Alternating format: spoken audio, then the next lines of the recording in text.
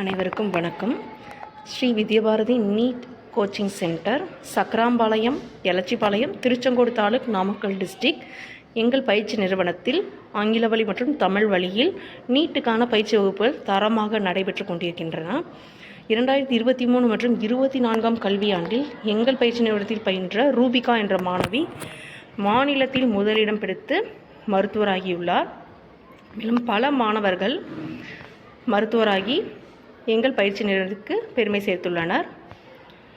ஆண் பெண் இருபாலருக்குமான தனி ஹாஸ்டல் வசதி உள்ளது. மேலும் தற்போது கிராஷ் கோர்ஸ்க்கான அட்மிஷன் நடைபெற்று கொண்டிருக்கிறது. விருப்பமுள்ள மாணவர்கள் கீழ்கண்ட எண்ணை தொடர்பு கொள்ளலாம்.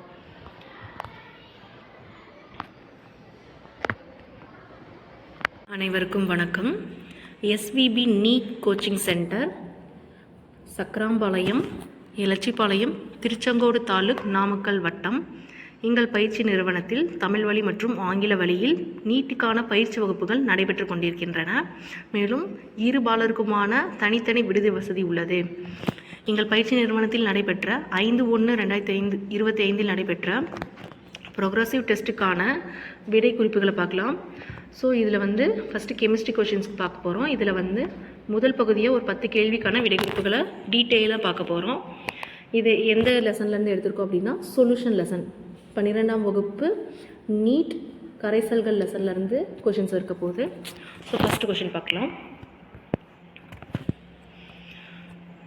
Sodium amalgam is the which kind of solution? Solid solid, solid liquid, liquid solid, solid case.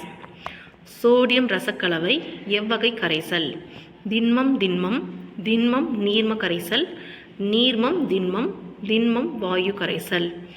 So இந்த கொஷினை பார்த்த உடனே நம்ம என்ன சொல்லுவோம் அப்படின்னா, சோடியம் அப்படின்னாவே சாலிடு, அமால்கம் என்னன்னு சொல்லுவோம், லிக்விடு. ஸோ இது என்ன சொல்லுவோம், எடுத்தோன்னே செகண்ட் ஆப்ஷன் போட்டுருவோம், திண்ம நீர்ம கரைசல்னு. But which is wrong. ஏன் அப்படின்னா கரைசல்களில் கரைப்பானும் கரைபொருளும் இருப்பாங்க. கரைப்பான் எப்போவுமே லார்ஜ் குவான்டிட்டியில் இருப்பாங்க, அதாவது சால்வெண்ட் லார்ஜ் குவான்டிட்டியில் இருப்பாங்க. இந்த சால்வெண்ட் தான் ஒரு சொல்யூஷனுடைய ஃபிசிக்கல் ஸ்டேட்டை டிட்டர்மைன் பண்ணுவாங்கன்னு படிச்சிருக்கோம். ஸோ அதன்படி பார்த்தா இது ஒரு சாலிட் சொல்யூஷன். ஸோ சோடியமில் தான் அமால்கம் கலந்துருக்கு. ஸோ இது நீர்மம் திண்ம கரைசல். அப்போ ஆன்சர் தேர்ட் ஆப்ஷன் வரும். ஓகேங்களா? Next, 1 litre of sea water, how much amount of O2 is dissolved? 1 litre கடல் நீரில் கரைந்துள்ள O2வின் அளவு. நம்ம expressing the concentration of the terms படிச்சிருப்போம். அதில் மாஸ் பர்சன்டேஜ், வால்யூம் பர்சன்டேஜ். தேர்டாக என்ன படிச்சிருப்போம்னா, பார்ட்ஸ் பர் மில்லியன் படிச்சிருப்போம். அதில் பார்த்தீங்கன்னா என்ன சொல்ல வராங்க அப்படின்னா, சொல்யூட் மினிமம் குவான்டிட்டி, அதாவது ட்ரேஸ் குவான்டிட்டியில் ப்ரெசண்ட்டாக இருந்தாலும் அதனுடைய அளவை கண்டுபிடிக்கிறது தான் பார்ட்ஸ் பர் மில்லியன். மில்லியனில் ஒரு பகுதியை நம்ம கண்டுபிடிக்கிறதுக்கான ஃபார்முலா பார்த்தோம். அதன்படி பார்த்தா இதுக்கான ஆன்சர் அப்படின்னா first option 5.8 ppm. So second கொஷினுக்கான ஆன்சர் 5.8 ppm. தேர்ட் கொஷின் பார்க்கலாம். The isotonic solutions are both solution having same osmotic pressure, both solution having same vapor pressure, both solution having same boiling point, both solution having same freezing point. Isotonic கரைசல்கள் என்பவை ஒத்த சவ்வூடு பரவல் அழுத்தத்தை கொண்டுள்ள இரு கரைசல்கள், ஒத்த ஆவியழுத்தம் கொண்டுள்ள இரு கரைசல்கள், ஒத்த கொதிநிலை உடைய இரு கரைசல்கள், ஒத்த உரைநிலை உடைய இரு கரைசல்கள். ஐசோடோனிக் அப்படின்னாலே அந்த ரெண்டு சொல்யூஷனுக்கும் சேமான ஆஸ்மாட்டிக் ப்ரெஷர் இருக்கணும். அப்படி இருந்தால் தான் அது ஐசோடோனிக் கரைசல்கள் அப்படின்னு படிச்சிருக்கோம். ஸோ அதன்படி பார்த்தா ஃபஸ்ட் ஆப்ஷன் வரும். இதுதான் இந்த கேள்விக்கான விடை. நெக்ஸ்ட் கொஷின் பார்க்கலாம். Fourth question. The unit of Henry's law constant is. Henry விதி மாறிலி KHஇன் அழகு. இதுக்கான answer kelvin bar. First option K bar. நம்ம பயிற்சி நிறுவனத்தில் பார்த்திங்கன்னா தமிழ் வழி மற்றும் ஆங்கில வழியில் வகுப்புகள் நடைபெறுவதோடு மட்டுமல்லாமல் நமக்கு கொடுக்கக்கூடிய கொஷின்ஸுமே பைலிங்குவலில் தான் எடுத்து கொடுத்துட்ருக்கோம். ஸோ தரமான கேள்விகளும் நாங்கள் கொடுத்து மாணவர்களுக்கு பயிற்சி அளிக்கிறோம். அதன்படி இந்த கேள்வி விடை குறிப்புகள் பங்கு பெற்றிருக்கு. ஸோ அடுத்த கொஷின் பார்க்கலாம். 5th question, the 1/2 factor I means, first option I is equal to m வராது, அது நார்மல் மோலார் மாஸ். ஸோ அந்த இடத்துல ஒரு correction, normal molar mass divided by abnormal molar mass, which is correct. Second பார்த்தீங்கன்னா wrong, ஏன்னா experimental colligative property divide by observe colligative ப்ராப்பர்ட்டின்னு வராது. எப்படி வரும்னா observed colligative property divide by experimental colligative property. So first ஆப்ஷனும் third ஆப்ஷனும் correct. அப்போ இந்த இடத்துல ஒரு ராங் இருக்கும், அதாவது 1 and 3. அப்படி பார்த்தா 4th ஆப்ஷன் வரும். ஓகேங்களா, இந்த இடத்துல மிஸ்டேக்கு, பிரிண்டிங் மிஸ்டேக்கு. 1 and 3. ஓகேங்களா. ஸோ 1/2 காரணி I என்பது சாதாரண மோலார் நிறை. ஃபஸ்ட் ஆப்ஷனும் வரும், தேர்ட் ஆப்ஷனும் வரும். ஸோ இந்த இடத்துல 3 மாற்றிக்கோங்க. So 1 and 3. Next 6th question பார்க்கலாம். KH value for some gases at the same temperature T are given. Gas இந்த பக்கம் கொடுத்துருக்காங்க, இந்த பக்கம் அதனுடைய KH வேல்யூ பாரில் கொடுத்துருக்காங்க. So where KH is Henry's law constant in water, the order of their solubility in water is. ஒரே வெப்பநிலையில் டீயில் வாயுக்களின் ஹென்றி விதி மாறிலி பின்வருமாறு கொடுக்கப்பட்டுள்ளன. இவற்றின் கரைதிறனை வரிசைப்படுத்துக அப்படின்னு கேட்டிருக்காங்களா. எப்போவுமே இந்த கொஷின் பார்க்கும்போது ஹென்ரிஸ் லாவோட ரிலேஷன்ஷிப் படிச்சிருப்போம். அதில் என்ன சொல்லியிருப்பாங்க அப்படின்னா,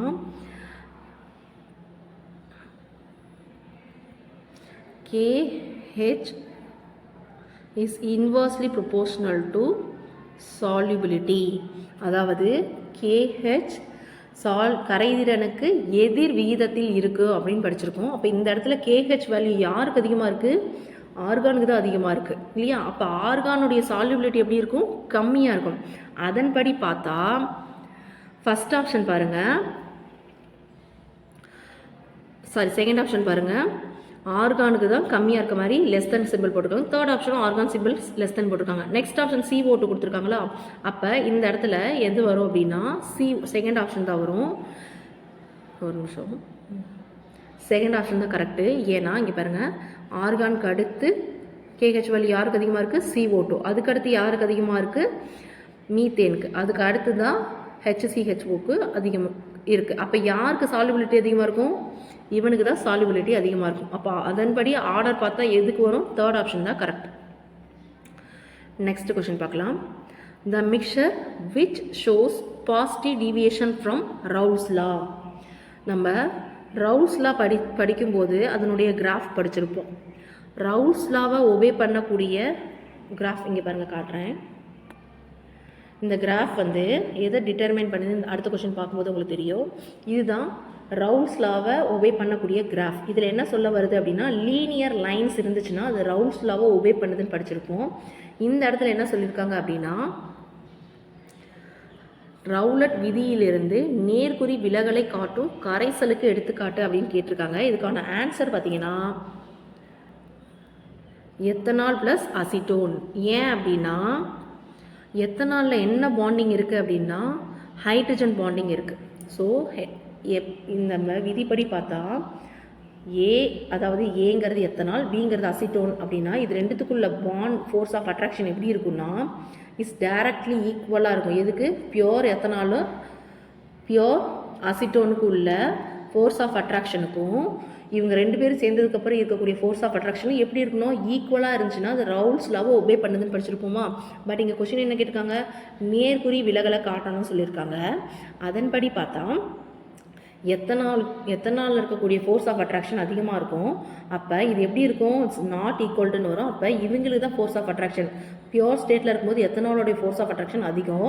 கம்பேரிட்டிவ் இவங்க ரெண்டு பேரும் எத்தனாலும் அசிட்டோனும் கரைசல் ஆனதுக்கப்புறம் உங்களுடைய ஃபோர்ஸ் ஆஃப் அட்ராக்ஷன் எப்படி இருக்குன்னா வீக்கராக இருக்கும். ஸோ இவங்க என்ன டீவியேஷன் கொடுப்பாங்கன்னா பாசிட்டிவ் டீவியேஷன் கொடுப்பாங்க. அப்போ கிராஃப் எப்படி வரும்? இப்படி வரும் இல்லைங்களா? சரி, இப்படி வரும், எல்லாமே மேலே நோக்கி வரும். அப்போ அதன்படி பார்த்தா எத்தனாலும் அசிட்டோன் தான் அதுக்கான ஆன்சர். நம்ம ஒரு கான்செப்ட் படிக்கிறோம் அப்படின்னா டீட்டெயில் அண்டு தெளிவாக படிக்கணும். ஸோ நடத்தும் போதே அந்த டீட்டெயில்டு வெர்ஷனை சொல்லி கொடுத்துருவோம். உங்களுக்கு வந்து ஆன்சரை டக்குன்னு போட்டு வந்துடலாம். Next the mixture that forms maximum boiling azeotrope is. அதுக்கான தமிழ் வெர்ஷன் இங்கே இருக்கு பாருங்கள். பின்வரும் கரைசல்களில் எது அதிகபட்ச கொதிநிலை உடைய கொதிநிலை மாறா கலவையை கொடுக்கும் அப்படின்னா, இதுவுமே பார்த்தா 2 கொஷினுமே சிமிலராக இருக்க மாதிரி இருக்கும். பட் கொஷினை நல்லா படிங்க. அசியோட்ரோப்ஸ், அசியோட்ரோப் அப்படின்னா என்னது? கொதிநிலை மாறா கலவை சொல்லுவோம். அதாவது லிக்விட் அண்டு கேஸ் ஸ்டேட்டில் அவங்களுடைய காம்போசிஷன் இயல்பு எப்படி இருக்குன்னா சேமாக இருக்கும். அதாவது இங்கே இருக்கக்கூடிய நீராகட்டும் நைட்ரிக் அமிலம் அவங்களுடைய காம்போசிஷன் லிக்விட் ஃபேஸ்லேயும் கேஸ் ஃபேஸ்லேயும் எப்படி இருக்கும் அப்படின்னா சேமாக இருக்கும். அப்படி இருந்துச்சுன்னா அதனுடைய டெம்பரேச்சர் எப்படி இருக்குன்னா கான்ஸ்டன்ட், கொதிநிலை எப்படி இருக்குன்னா மாறாமல் அதே டெம்பரேச்சரில் மெயின்டைன் ஆகும். அதை தான் கொதிநிலை மாறா கலவைன்னு சொல்லுவாங்க. அதுலேயுமே மேக்ஸிமம் பாயிலிங் அசியோட்ரோப் யார் குறைந்தபட்ச கொதிநிலை மாறா கலவை யாருன்ற எக்ஸாம்பிள்ஸ் நம்ம படிச்சிருப்போம். ஸோ அதன்படி பார்த்தா இதுக்கான ஆன்சர் ஃபஸ்ட்டு நீர் மற்றும் நைட்ரிக் அமிலம். இந்த இடத்துல நைட்ரிக் அமிலத்தோடைய பர்சன்டேஜ் எவ்வளோ இருக்குன்னா 68%.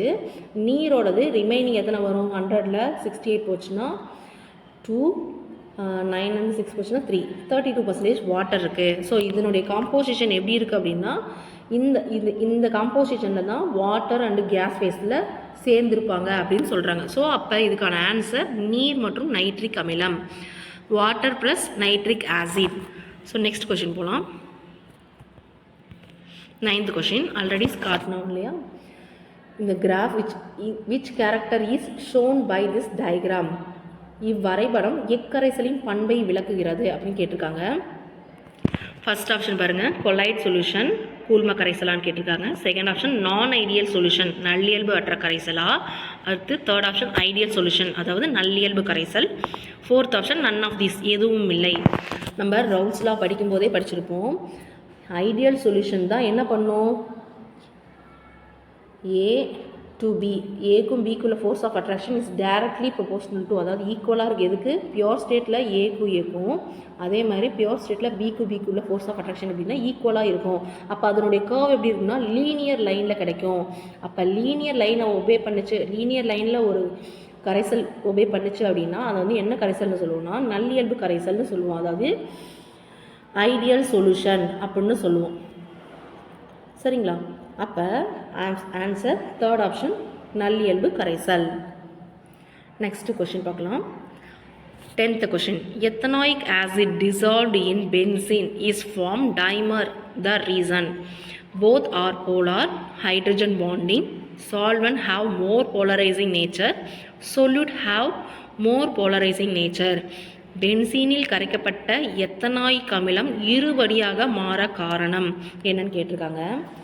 இந்த பென்சீன் ஆகட்டும் எத்தனாயிக் அமிலம் ஆகட்டும் 2 பேருமே நான் போலார் எப்படி இருப்பாங்க? நான் போலார் மாலிகுல்ஸாக இருக்காங்க. அப்போ இவங்க 2 பேருமே ரியாக்ஷன் இன்வால்வ் ஆகி என்ன கொடுப்பாங்கன்னா ஹைட்ரஜன் பாண்டிங். இவங்க 2 பேர்த்துக்குள்ள பென்சீனுக்கும் எத்தனாயிக் அமிலத்துக்குள்ள டைமர் ஃபார்ம் ஆகிறது காரணம் என்னென்னா ஹைட்ரஜன் பாண்டிங்.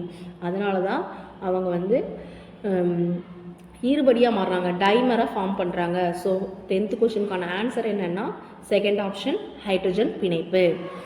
ஸோ இது வரைக்கும் நம்ம பார்ட் 1க்கான கேள்விகளை Shri Vidyabharathi NEET academy coaching சென்டரில் இந்த கேள்விக்கான விடைகுறிப்புகளை பார்த்தோம். அடுத்த வீடியோவில் பார்ட் 2ல் மீதி கேள்விகளுக்கான விடைகுறிப்புகளை பார்க்கலாம். நன்றி, வணக்கம்.